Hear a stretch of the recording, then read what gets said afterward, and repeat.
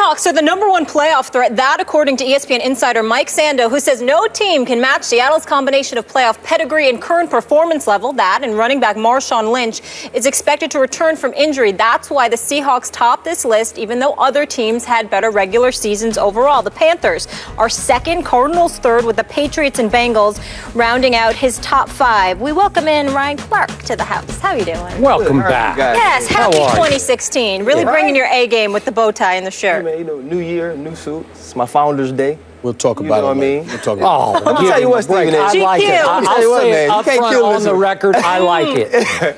Thank Skip's you. You know buying I mean? it. He's just mad, you know what I mean? It's Founders Day, you know, Cap Alpha Fraternity Incorporated. Okay. You know, that's all it's about. All right, let's get that in.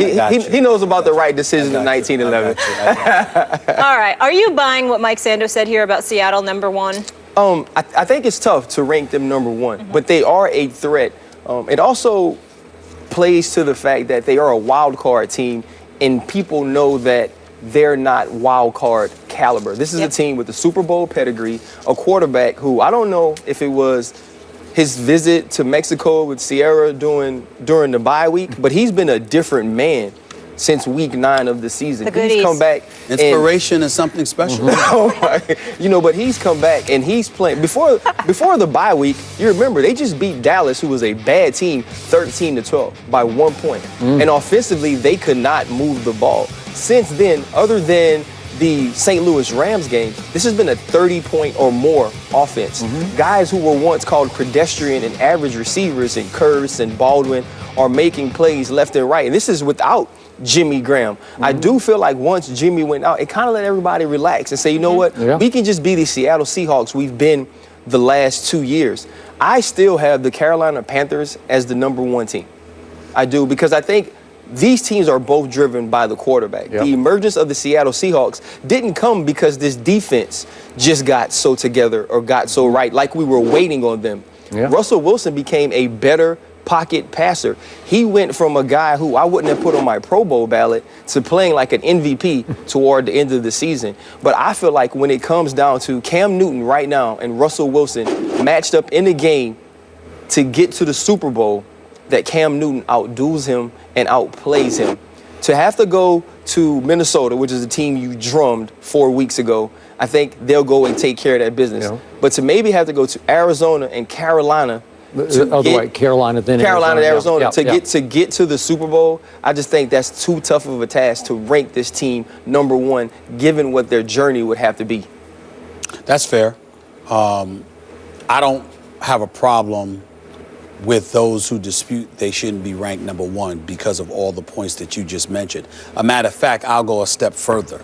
I think the toughest matchup for the Seattle Seahawks may very well end up being the Minnesota Vikings, for the simple fact that you might be looking past them because you know Carolina's next if you win that game. That has merit. I would agree with that. That has merit because Minnesota's defense is good.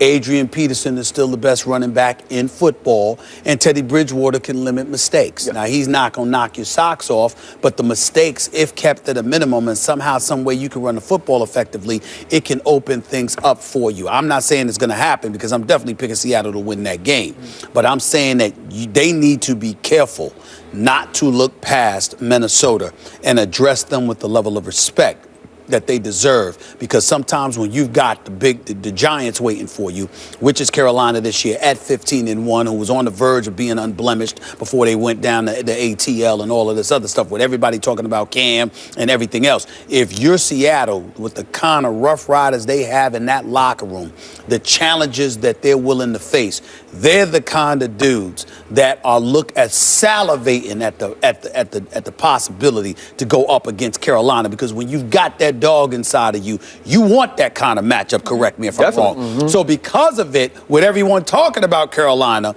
you could overlook Minnesota, and that's where they have to be careful. Carolina obviously appears to be the better team. But the reason why I say Seattle was my Super Bowl pick long before any of this happened, and I'm not jumping off ship, is because I look at Carolina and I say to myself, Ted Ginn Jr., you going to drop any passes this week? You're going to drop any pass. I know you electrifying. I know the speed, the skill set is all there. But you got to catch some of those passes. You can't afford to drop passes against these brothers. I'm interested to see that. Greg Olsen, nothing but love for you, but, you know, Cam Chancellor and those boys, they waiting in the middle of the field for you. They wait between those numbers. They weren't at the end of the game up in Seattle. You understand that? Because they just let him run free right down the seam. That was regular season. This is playoffs. I'm not thinking about that. It's a different game. So I'm looking at it from that standpoint. Am I supposed to think some dude named Funches is going to do some damage? He's pretty good. I know he can play. He's pretty good. I know they all can play. I'm not saying, this is not a game where I'm poo-pooing anybody. I'm simply talking about the level of competition that you're going up against. I'm going to repeat what I keep saying about the Seattle Seahawks, my pick to win it all. I've been saying this all year.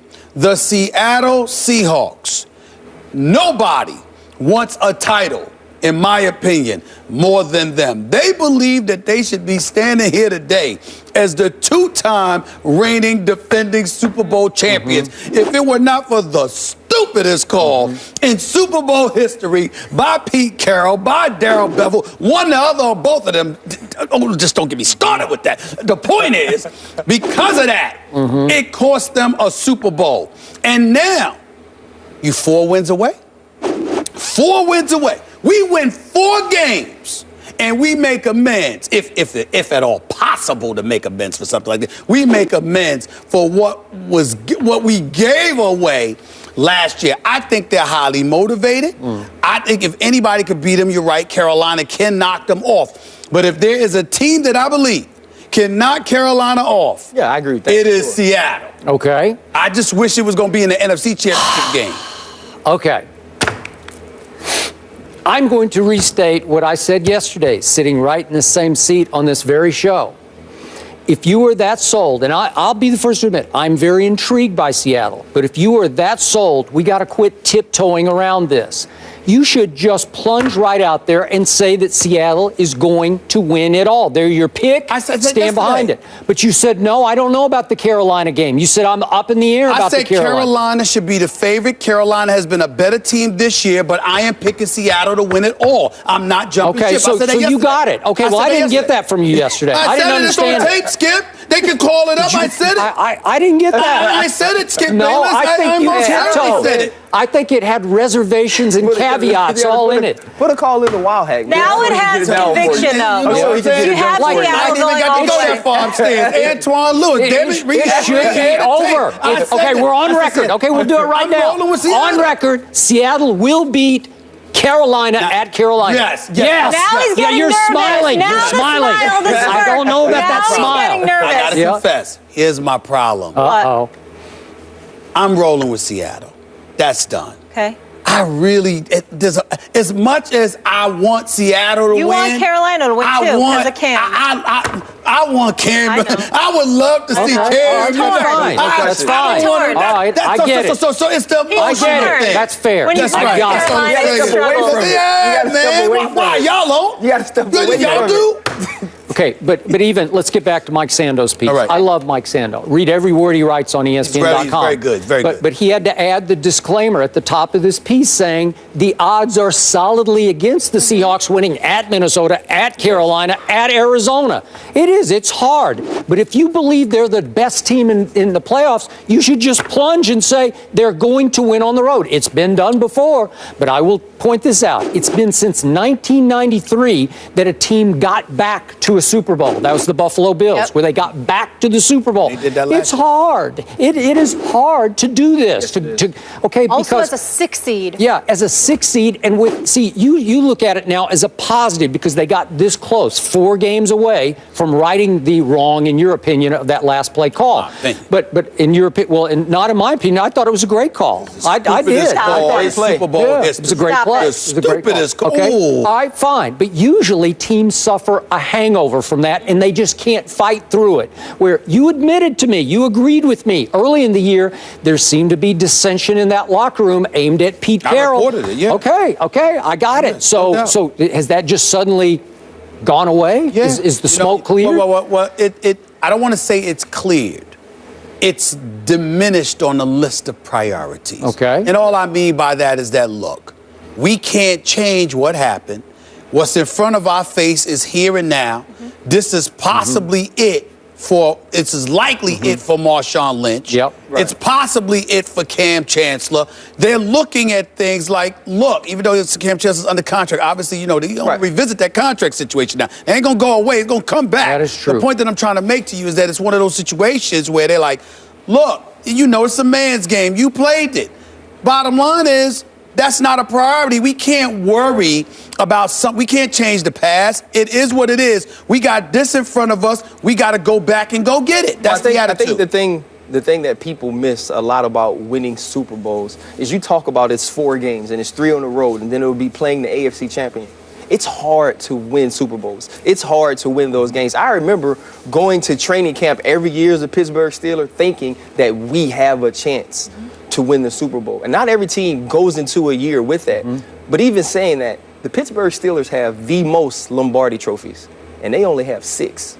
That tells you how hard it is to get to that game. And going the road that they have to go is going to be extremely tough. And it's not necessarily about the fact of whether or not there's dissension or they have these feelings about Pete Carroll. It comes down to those guys on the field playing football. And right now, this team is so dependent on Russell Wilson being the guy that he became in the second half. And I do think if there's a quarterback who the moment won't be too big for, it's him. With that. Because he's been there. Yeah. Yep. It's just so hard to do that on the road. The other 2 trips traveled through Seattle. This is going to be different. Even that pedigree and that experience and that wisdom that they have gained, it will be tested when you're down and there's no 12th man to pump But you they up. do know how to get there. Well, not with just that, y'all. They're not the favorites. Yeah. That kind of helps. But I don't think, but the fact that stories like this are being written, That doesn't help. I feel like That they doesn't are help. the favorites. People aren't saying, well, man, maybe Seattle has it. They're already writing this story that the Seattle Seahawks are the best team in the playoffs, are the most, how many times you heard the most dangerous team, the team nobody wants to play? The most dangerous, the team nobody wants to play.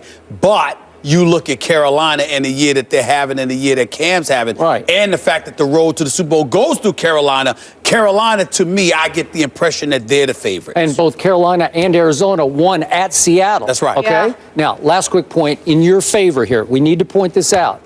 Charles Tillman is gone for the season in Carolina. Yep. So all of a sudden, a guy you're very familiar with, Cortland Finnegan, who bounced around the last couple of years and didn't play very much, got signed at the end of November. He is the starting cornerback for your Carolina Panthers at going on 32 years of age. Yeah. How scary is that? Obviously, the other cornerback has been sensational. No, I this mean year. it's definitely scary. But if you watch them play football, they're not a man team. Yeah, they're not a team that's gonna ask him to lock up. They play zone. They let those 2 linebackers drop underneath coverage, so they can find ways to hide him and let him play. And so I don't think that's necessarily as huge of a loss as Josh Norman would be for that team. I think it'll be a very different matchup than the first time they played up in Seattle, but only a 6 seed has only made it to the Super Bowl twice. So again, the odds really stacked against them. The Giants will not be in the playoffs for the 4th straight year. Tom Coughlin resigns. We felt the Coughlin love yesterday, at least most of us did.